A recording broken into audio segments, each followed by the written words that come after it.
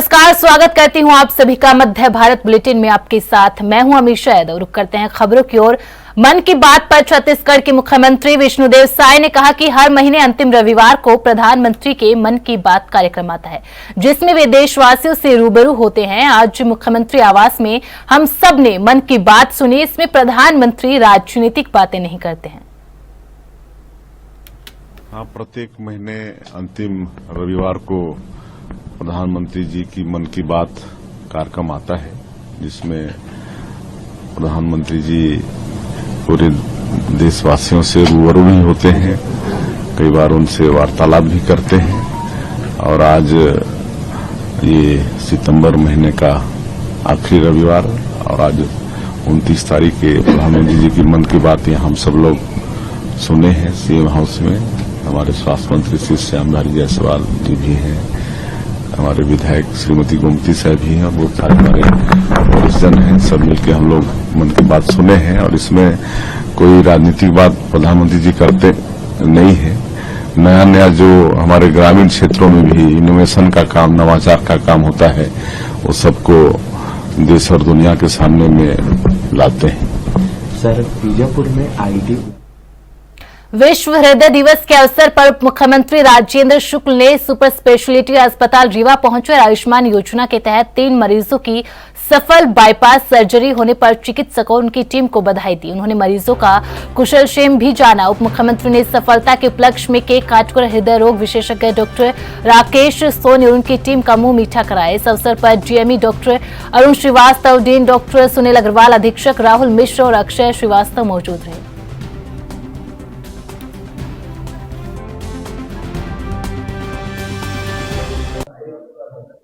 आज विश्व हृदय दिवस है और 2 दिन पहले ही रीवा सुपर स्पेशलिटी में 3 ओपन हार्ट सर्जरी हुई है, जो बहुत जटिल मानी जाती है। और विंध्य के लोगों के लिए एक सपना था कि रीवा में कोई ऐसा अस्पताल बने जहां पे बाईपास सर्जरी हो, ओपन हार्ट सर्जरी हो, किडनी ट्रांसप्लांट हो और गंभीर बीमारी जिसके लिए बाहर लोगों को जाना पड़ता था। तो पिछले दिनों 3 बाईपास सर्जरी हुई है और तीनों मरीजों से मैंने मुलाकात की है।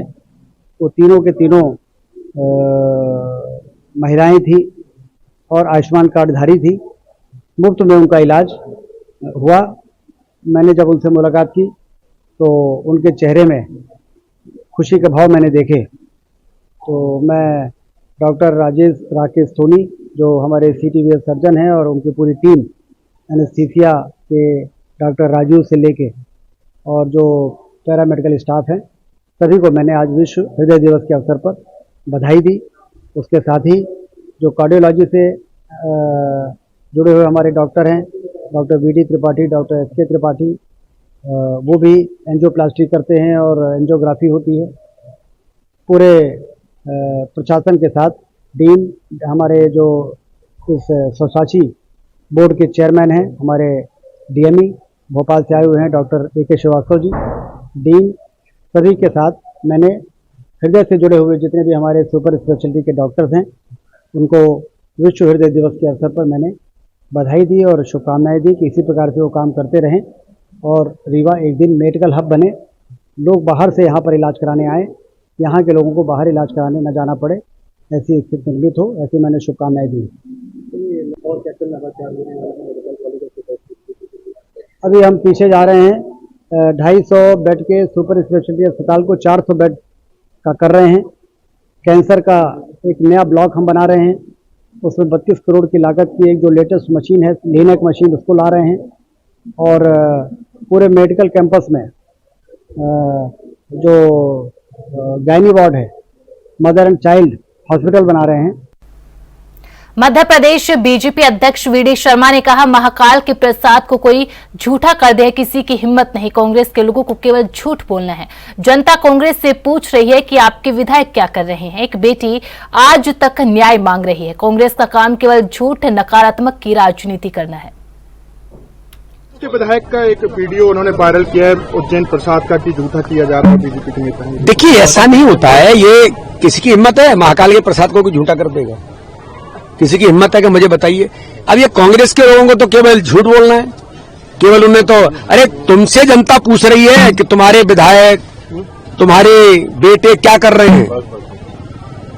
कांग्रेस के विधायक हैं उज्जैन के, बड़नगर के, एक बेटी कांग्रेस की बहन वो न्याय आस्था मांग रही है, किससे बात कर रहे हो। और ऐसी झूठी बातें लाना, इस प्रकार के जो प्रयास करते हैं, मुझे लगता है कि कांग्रेस का काम ही केवल झूठ, छल कपट और नकारात्मक राजनीति करना है। 145 करोड़ की प्रधानमंत्री नरेंद्र मोदी के कार्यक्रम मन की बात का 114वां एपिसोड था। पीएम मोदी के मन की बात कार्यक्रम को 10 साल भी पूरे हो चुके हैं। इस मौके पर पीएम मोदी ने स्वच्छता अभियान, मेक इन इंडिया प्रोग्राम आदि के बारे में बातें की। इस दौरान मध्य प्रदेश में बीजेपी प्रदेश अध्यक्ष और खजुराहो सांसद विष्णुदत्त शर्मा ने अरेरा मंडल वार्ड क्रमांक 45 और बूथ क्रमांक 160 पर मन की बात कार्यक्रम को सुना। इस दौरान प्रदेश अध्यक्ष ने महिलाओं से चाय पर चर्चा कर पार्टी की सदस्यता दिलाई। इस अवसर पर जिला अध्यक्ष सुमित चौधरी, मंडल अध्यक्ष मुकुल लोखंडे, पार्षद शिखा मोनू गोहल और बूथ अध्यक्ष धीरेन्द्र बोरकर मौजूद रहे।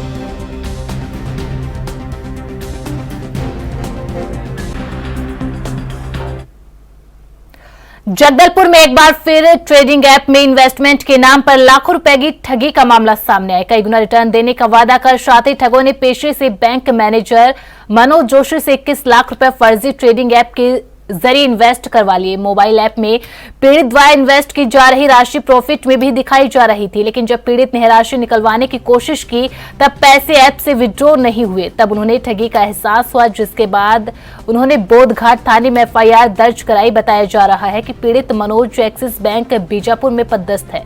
गौरतलब है कि जगदलपुर में फर्जी ट्रेडिंग ऐप से ठगी के 2 मामले पहले भी सामने आ चुके हैं। बस्तर पुलिस ने दोनों ही मामलों में अंतर्राज्यीय गिरोह पकड़ा है। एसपी शलभ सिंह का कहना है कि जल्द ही इस मामले में भी पुलिस को अपराधियों तक पहुंचने में कामयाबी मिलेगी।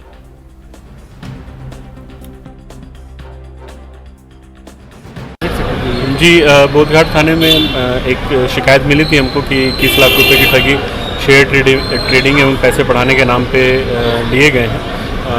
शुरू में उन्होंने समय समय पे कुछ किश्त भर के पैसे डाले थे, तो जब वो रिटर्न चाहे तो रिटर्न नहीं मिला और फिर अंदाज़ा हुआ कि उनके साथ ठगी हो गई। तो सूचना शिकायत मिलने पर तत्काल एफआईआर कर लिया गया है। इस तरह के कुछ केसेस पहले भी हमको मिले हैं, जिनको हमने तस्दीक भी किया है और जिसमें कुछ आरोपियों को पकड़ा भी है। तो हमें उम्मीद है इसमें भी कुछ लिंक मिलेगा और हम इसमें भी कुछ लोगों को पकड़ने में कामयाब। पीड़ित बैंक मैनेजर हैं? जी, पीड़ित बैंक मैनेजर हैं।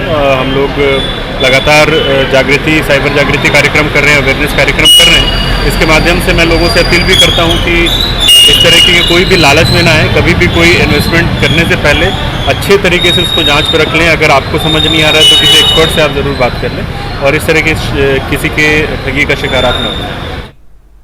जिला अस्पताल परिसर में बायोमेडिकल वेस्ट मटेरियल पशुओं की मुसीबत का कारण बना हुआ है। परिसर के अंदर कर्मचारियों के द्वारा बायोमेडिकल वेस्ट मटेरियल फेंका जा रहा है, तो वहीं मरीजों के परिजन भी उसी स्थान पर भोजन की जूठन पॉलीथीन में रखकर परिसर में फेंक रहे हैं, जिसको पशु भोजन की जूठन के साथ वेस्ट मटेरियल भी खा रहे हैं। बायोमेडिकल का वेस्ट मटेरियल खुले में पड़े रहने से संक्रमण फैलने का खतरा भी रहता है। पशुओं के खाने पर पशु की मौत भी हो सकती है। जब इसकी सूचना संगठन के प्रतिनिधि और गोभक्तों को मिली तो उनके द्वारा आक्रोश उत्पन्न करते हुए स्थानीय प्रशासन और जिला प्रशासन को लिखित शिकायती आवेदन दिया, लेकिन जिला प्रशासन द्वारा कोई कार्रवाई नहीं की गई। जब आवेदन की सूचना जिला अस्पताल के अधिकारी को लगी तो आनन फानन में 7 ट्रॉली कचरा भरकर उज्जैन रोड स्थित नगरपालिका के ट्रेचिंग ग्राउंड में फिकवाया गया।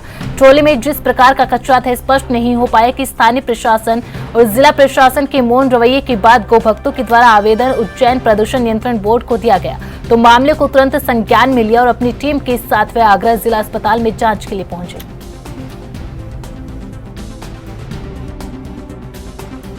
चौरसिया है, मैं प्रदूषण नियंत्रण बोर्ड से आया हूँ। हमें शासकीय चिकित्सालय जो आगर मालवा है उसमें बायोमेडिकल वेस्ट के संबंध में शिकायत प्राप्त हुई थी। उसके संबंध में जांच की गई है और प्रतिवेदन तैयार कर क्षेत्रीय अधिकारी के माध्यम से आप सभी को अवगत कराया जाएगा जांच के संबंध में। वर्तमान में सीएमएचओ महोदय द्वारा भी इस संबंध में कार्रवाई और जांच की जा रही है।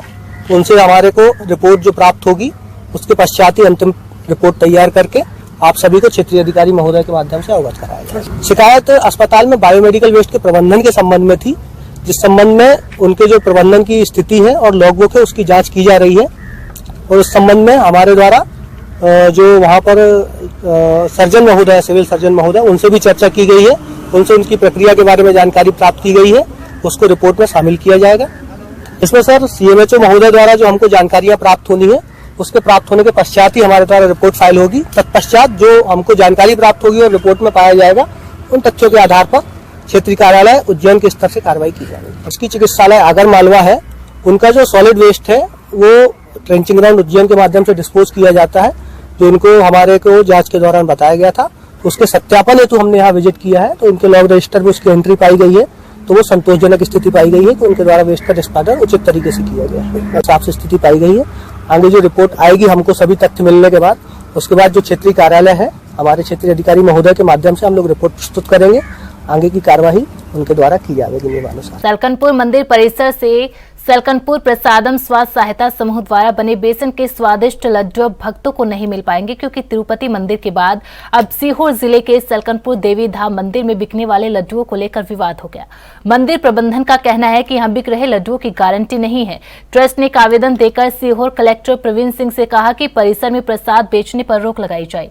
यहाँ बिकने वाले लड्डू महिला स्वयं सहायता समूह तैयार करता है। इन लड्डुओं को सलकनपुर देवी धाम मंदिर का मोनो लगाकर डिब्बे में पैक कर बेचा जाता है। सलकनपुर देवी धाम ट्रस्ट के अध्यक्ष महेश उपाध्याय ने बताया कि मुझसे और ट्रस्ट के पदाधिकारियों से कई श्रद्धालुओं ने लड्डुओं से अजीब महक आने की शिकायत की। इस मामले में स्वयं सहायता समूह का कहना है कि हम पूरी शुद्धता से प्रसाद बनाते हैं। इसके लिए फूड एनालिस्ट का भी सर्टिफिकेट लिया गया है।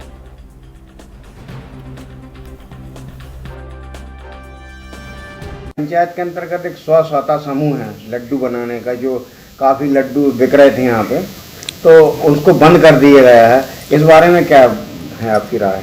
इस बारे में मेरी ये राय है कि ये जो उसमें से 30 या 35 जो महिला हैं, जो समूह है उन लोगों का, जो लड्डू से उनका घर चल रहा सभी महिलाओं का, तो उन महिलाओं ने बेचारी उनने सबने अपना समूह चला के अपना घर चला रही हैं। और जो अपने शिवराज सिंह जो अपने मामा हैं, मुख्यमंत्री जो रहे थे, उनके राज में ये लड्डू का कारोबार चला था। तो अब उन महिलाओं का लड्डू का काम बंद कर दिया गया है और अब वहाँ पे जो अध्यक्ष समिति जो अपने मंदिर की ट्रस्ट की जो समिति है, उसमें वो उनको लड्डू का काम नहीं करने दे रहा है। तो उनमें उनका बहुत नुकसान है महिलाओं का। अब वो पूरी महिला उन बेचारी उन सब परेशान हो रही हैं। अब वो हमारे पास भी आई हैं, आप गांव की सरपंच हो, महिला हो, हमारी मदद करो। तो मैंने बोला शासन से, अपने अध्यक्ष साहब से, जो समिति है उनसे मेरा निवेदन है कि जो महिला उन अपने लड्डू से जो घर खर्चा चला रही हैं, तो आप उनका काम होने दें, क्योंकि उनका घर और उनका घर का पालन तो उसी लड्डू से ही हो रहा है।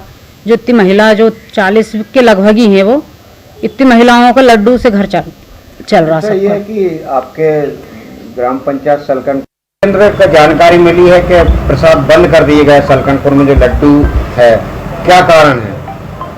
कारण तो हमें न्यूज़ के द्वारा पता लिया गया है कि हमारे लड्डुओं में कुछ अजीब सी महक आ रही है। ये अध्यक्ष महोदय के द्वारा बताया गया न्यूज़ में। कौन अध्यक्ष महोदय? ये अपने उपाध्याय जी जो है, महेश उपाध्याय, उनके द्वारा।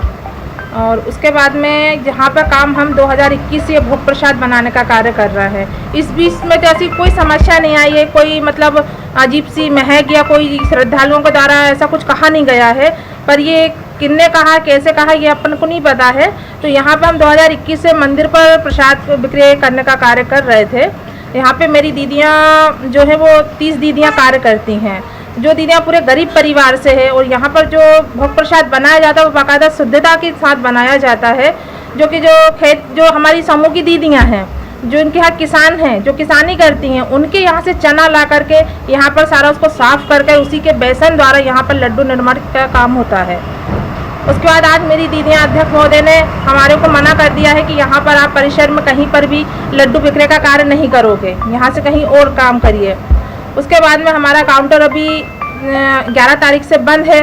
उसके बाद मेरी सारी जो दीदियाँ हैं, जो हमारे समूह की दीदियाँ जो लड्डू बनाने का काम करती थी और जो बेचने का काम करती थी, जिस समय वो बेरोजगार हो चुकी हैं। अब हम ये जानना चाहती हूँ कि वो दीदियाँ अब आगे क्या करेंगी।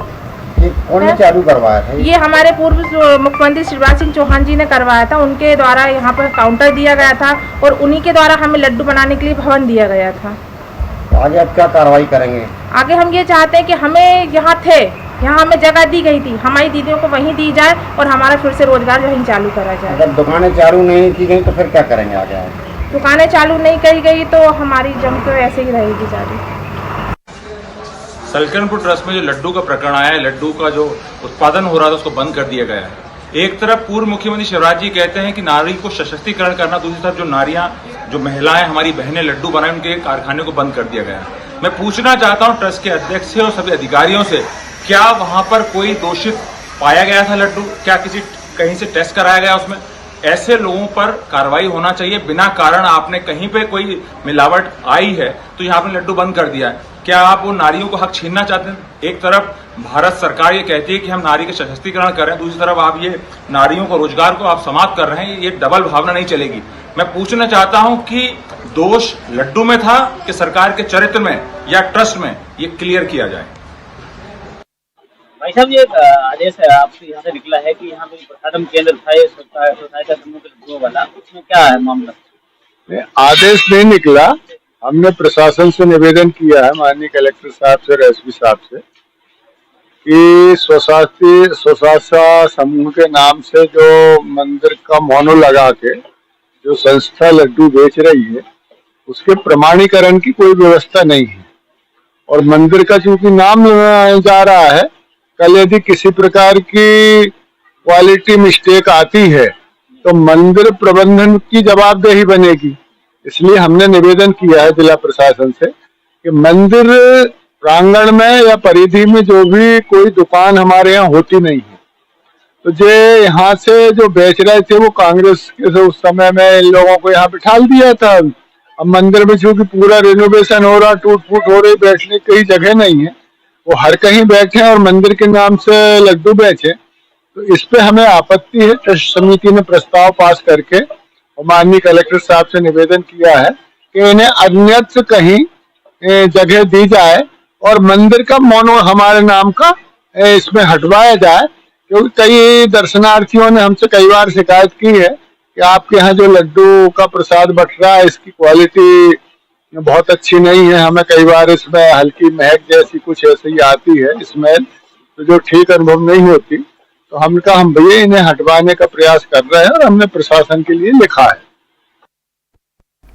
गौरेला, पेंड्रा, मरवाही जिले में अवैध रेत खनन एक बड़ी मुसीबत बन गई है। वैध रेत काट न होने से ग्रामीणों को खनिज, वन विभाग और यातायात विभाग की कार्रवाई का सामना करना पड़ता है, जिसको लेकर ट्रैक्टर संघ के लोगों ने वैध रेत घाट संचालित करने के लिए कलेक्टर कार्यालय पहुंचकर ज्ञापन दिया और वैध रेत खदान खोलने की मांग की है। बता दें कि गौरेला, पेंड्रा, मरवाही जिले में लगातार अवैध रेत उत्खनन और परिवहन की शिकायत मिल रही है और मध्य प्रदेश से छत्तीसगढ़ सीमावर्ती इलाका होने के कारण यहां से अवैध रेत उत्खनन और परिवहन का कार्य जोरों पर चलता है। बड़ी वाहनों में छत्तीसगढ़ अवैध रेत मध्य प्रदेश में महंगे दामों में बेची जाती है। वहीं प्रशासन की कार्रवाई से नाराज ट्रैक्टर संघ के लोगों ने अब मोर्चा खोल दिया। वहीं एक तरफ जिले में प्रशासनिक अधिकारियों के द्वारा शासन प्रशासन के उच्च अधिकारियों को वैध रेत खदान खोलने की मांग को लेकर आवेदन भेजा गया है।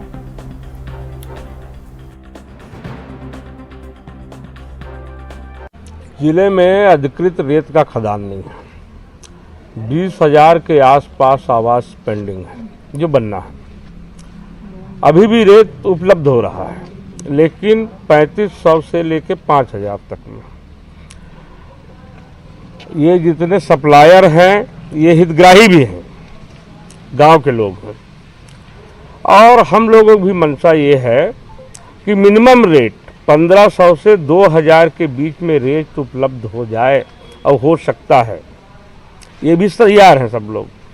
बीच के जो बिचौलिए बाकी पैसे खा जाते हैं वो पैसा न खाएं, वरना इस एरिया में प्रधानमंत्री आवास का मकान बन ही नहीं पाएगा। इसलिए प्रयास किया जा रहा है मिनिमम रेट में रेत उपलब्ध हो और अच्छे से अच्छे मकान बने।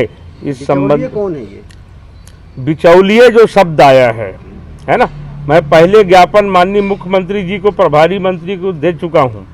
चूंकि अधिकृत खदान न होने के कारण और रेत की आपूर्ति यहीं से हो रही है, तो जैसे माइनिंग विभाग है, फॉरेस्ट विभाग है,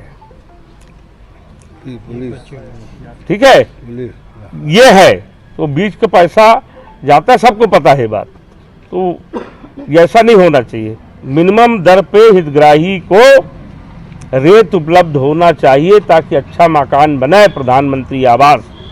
ये है उद्देश्य। जिले में एक भी लीगल रेत खदान भी नहीं है, हाँ। इसकी भी मांग की जा रही है लगातार। जी हाँ, कैसे, कब तक इसको फिर? भाई अब वो तो ऐसा है कि क्या कठिनाइयां हैं, वो शासन तैयार है उसके लिए, प्रयास कर रही है कि यहाँ अधिकृत खदान हो, लेकिन खदान इतने दिन के बाद नहीं हो पाया, लेकिन आवाज़ तो बनना है। इसलिए और रेता की आपूर्ति भी यहीं से हो रही है, दोनों बातें हैं। ऐसा है कि रेत की आपूर्ति नहीं होती यहाँ से तो कोई बातें नहीं, रेत भी मिलता है लेकिन ज़्यादा रेट में मिलता है।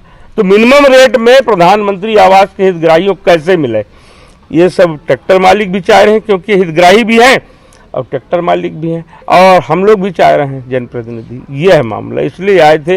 अभी जिला पंचायत सीओ से बात हुई और अभी कलेक्टर साहब को जाकर।